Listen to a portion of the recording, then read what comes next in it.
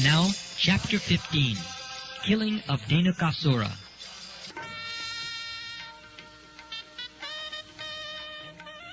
In this way, Sri Krishna, along with his elder brother Balaram, passed the childhood age known as Kumara and stepped into the age of Poganda from the 6th year up to the 10th. At that time, all the cowherd men conferred and agreed to give those boys who had passed their 5th year charge of the cows in the pasturing ground. Given charge of the cows, Krishna and Balaram traversed Vrindavan, purifying the land with their footprints. Accompanied by the cowherd boys and Balaram, Krishna brought forward the cows and played on his flute through the forest of Vrindavan, which was full of flowers, vegetables, and pasturing grass. The Vrindavan forest was as sanctified as the clear mind of a devotee, and was full of bees, flowers, and fruits. There were chirping birds, and clear water lakes with waters that could relieve one of all fatigue. Sweet-flavored breezes blew always, refreshing the mind and body. Krishna, with his friends and Balaram, entered the forest, and seeing the favorable situation, enjoyed the atmosphere to the fullest extent. Krishna saw all the trees overloaded with fruits and fresh twigs, coming down to touch the ground, as if welcoming him by touching his lotus feet. He was very pleased by the behavior of the trees, fruits, and flowers, and he began to smile, realizing their desires. Krishna then spoke to his elder brother Balaram as follows: "My dear brother, you are superior to all of us, and your lotus feet are worshipped by the demigods. Just see how these trees, full with fruits, have bent down to worship your lotus feet. It appears that they are trying to get out of the darkness of being obliged to accept the form of trees. Actually, the trees born in the land of Vrindavan are not ordinary living entities. Having held the impersonal point of view in their past lives, they are now put into this stationary condition of life. But now they have the opportunity of seeing you in Vrindavan, and they are praying for further advancement in spiritual life through your personal association. Generally, the trees are living entities in the mode of darkness.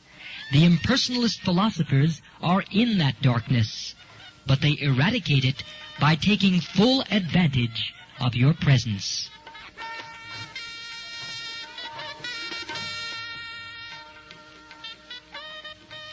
I think the drones that are buzzing all around you must have been your devotees in their past lives.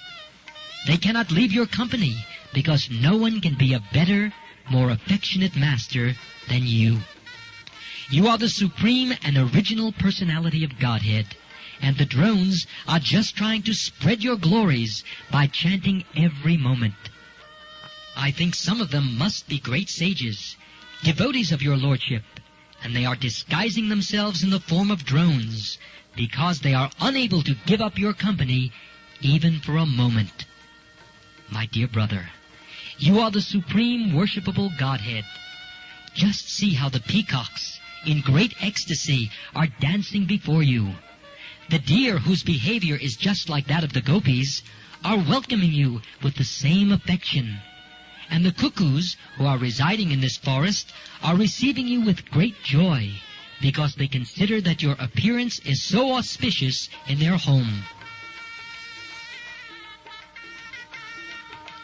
Even though they are trees and animals, these residents of Vrindavan are glorifying you. They are prepared to welcome you to the best of their ability, as is the practice of great souls in receiving another great soul at home.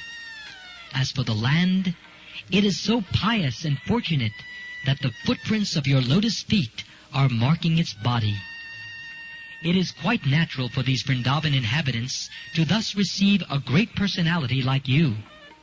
The herbs, creepers, and plants are also so fortunate to touch your lotus feet. And by your touching the twigs with your hands, these small plants are also made glorious. As for the hills and the rivers, they too are now glorious, because you are glancing at them. Above all, the damsels of Vraja, the gopis, attracted by your beauty, are the most glorious, because you embrace them with your strong arms.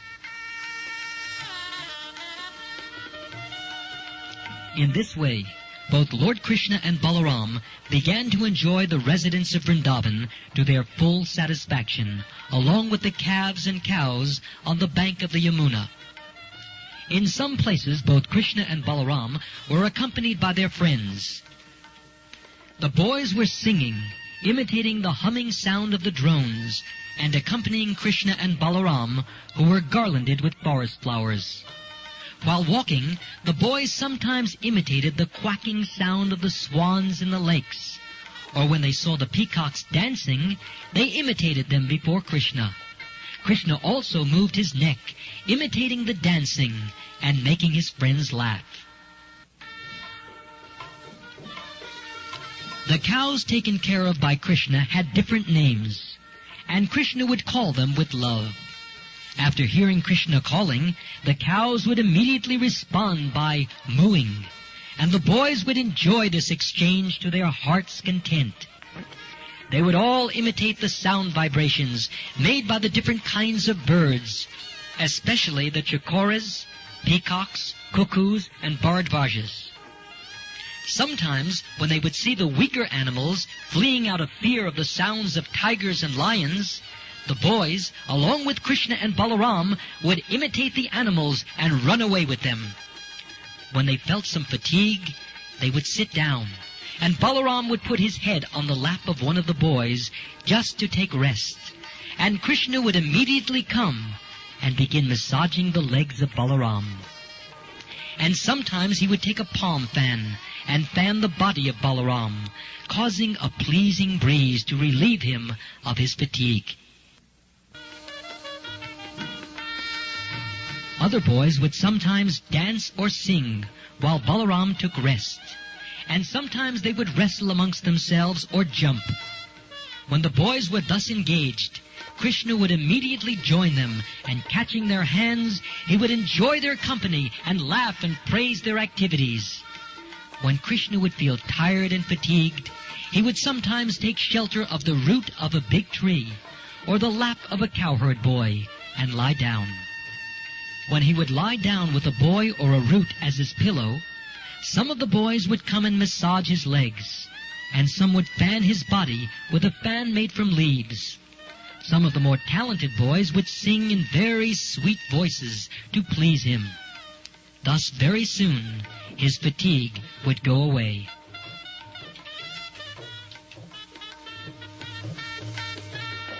The Supreme Personality of Godhead, Krishna, whose legs are tended by the goddess of fortune, shared himself with the cowherd boys as one of them, expanding his internal potency to appear exactly like a village boy. But despite his appearing just like a village boy, there were occasions when he proved himself to be the Supreme Personality of Godhead. Sometimes men pose themselves as the Supreme Personality of Godhead and cheat innocent people, but they can only cheat. They cannot exhibit the potency of God.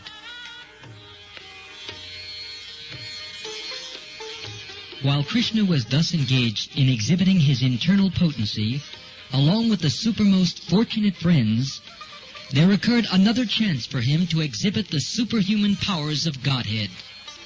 His most intimate friends, Sridama, Subal, and Stoka Krishna, began to address Krishna and Balaram with great love and affection thus: Dear Balaram, you are very powerful.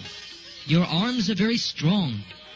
Dear Krishna, you are very expert in killing all kinds of disturbing demons. Will you kindly note that just near this place there is a big forest of the name Talavan. This forest is full of palm trees, and all the trees are filled with fruits. Some are falling down, and some of them are very ripe, even in the trees.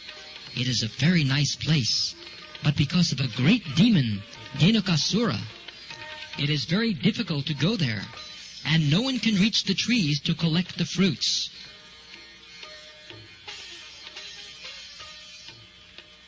Dear Krishna and Balaram, this demon is present there in the form of an ass, and he is surrounded by similar demon friends who assume the same shape.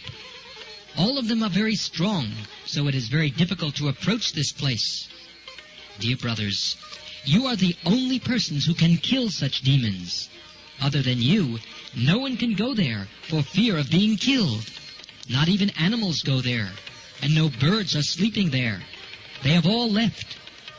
One can only appreciate the sweet aroma that is coming from that place. It appears that up until now, no one has tasted the sweet fruits there, either on the tree or on the ground. Dear Krishna, to tell you frankly, we are very attracted by this sweet aroma. Dear Balaram, let us all go there and enjoy those fruits. The aroma of the fruits is now spread everywhere. Don't you smell it from here?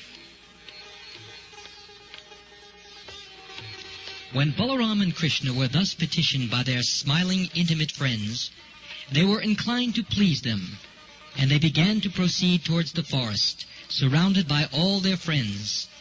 Immediately upon entering the Talavan, Balaram began to yank the trees with his arms, exhibiting the strength of an elephant.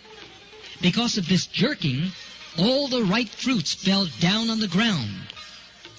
Upon hearing the sound of the falling fruits, the demon Dhenukasura, who was living there in the form of an ass, began to approach with great force, shaking the whole field so that all the trees began to move as if there were an earthquake. The demon appeared first before Balaram and began to kick his chest with his hind legs. At first Balaram did not say anything, but the demon, with great anger, began to kick him again more vehemently. This time Balaram immediately caught hold of the legs of the ass with one hand and, wheeling him around, threw him into the treetops. While he was being wheeled around by Balaram, the demon lost his life. Balaram threw the demon into the biggest palm tree about, and the demon's body was so heavy that the palm tree fell upon other trees, and several fell down. It appeared as if a great hurricane had passed through the forest, and all the trees were falling down, one after another.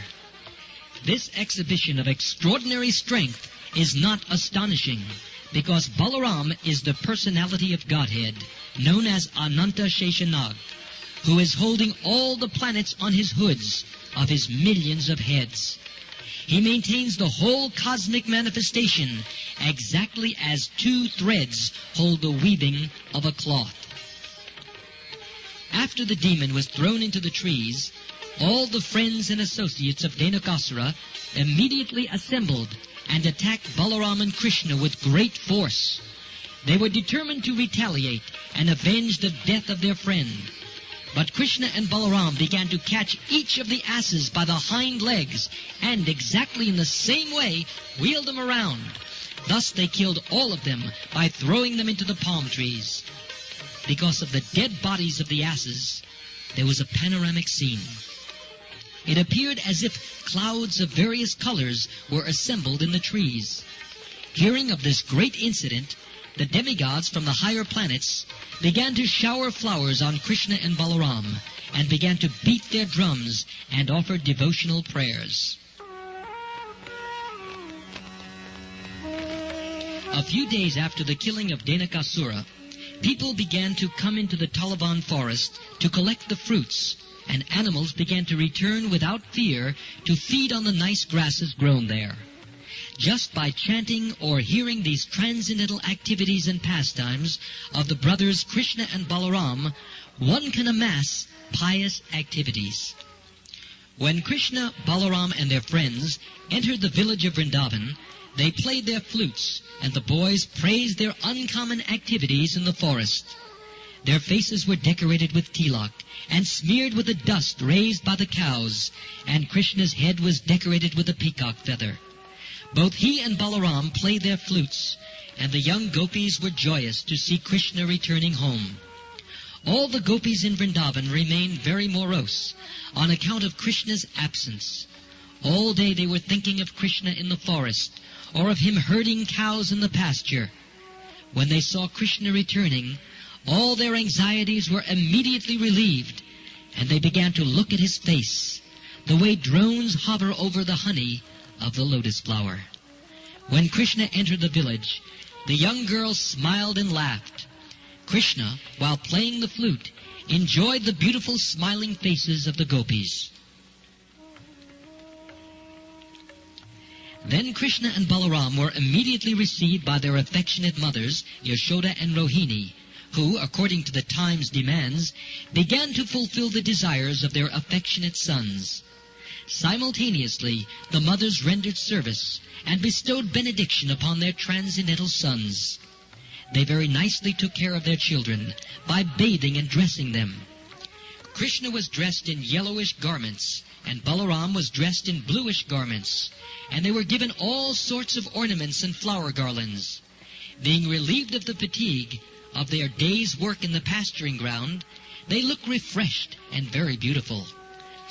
They were given palatable dishes by their mothers, and they pleasantly ate everything. After eating, they were seated nicely on clean bedding, and the mothers began to sing various songs of their activities. As soon as they sat down on the bedding, they very quickly fell fast asleep. In this way, Krishna and Balaram used to enjoy Vrindavan life as cowherd boys. Sometimes Krishna used to go with his boyfriends and with Balaram, and sometimes he used to go alone with his friends to the bank of the Yamuna and tend the cows. Gradually the summer season arrived, and one day, while in the field, the boys and cows became very thirsty and began to drink the water of the Yamuna. The river, however, was made poisonous by the venom of the great serpent known as Kaliya. Because the water was so poisonous, the boys and cows became visibly affected immediately after drinking. They suddenly fell down on the ground, apparently dead. Then Krishna, who is the life of all lives, simply cast his merciful glance over them, and all the boys and cows regained consciousness and began to look at one another with great astonishment. They could understand that by drinking the water of the Yamuna, they had died, and that the merciful glance of Krishna restored their life. Thus they appreciated the mystic power of Krishna, who is known as Yogeshvar, the master of all mystic yogis. Thus ends the Bhaktivedanta purport of the 15th chapter of Krishna, killing of Dhenukasura.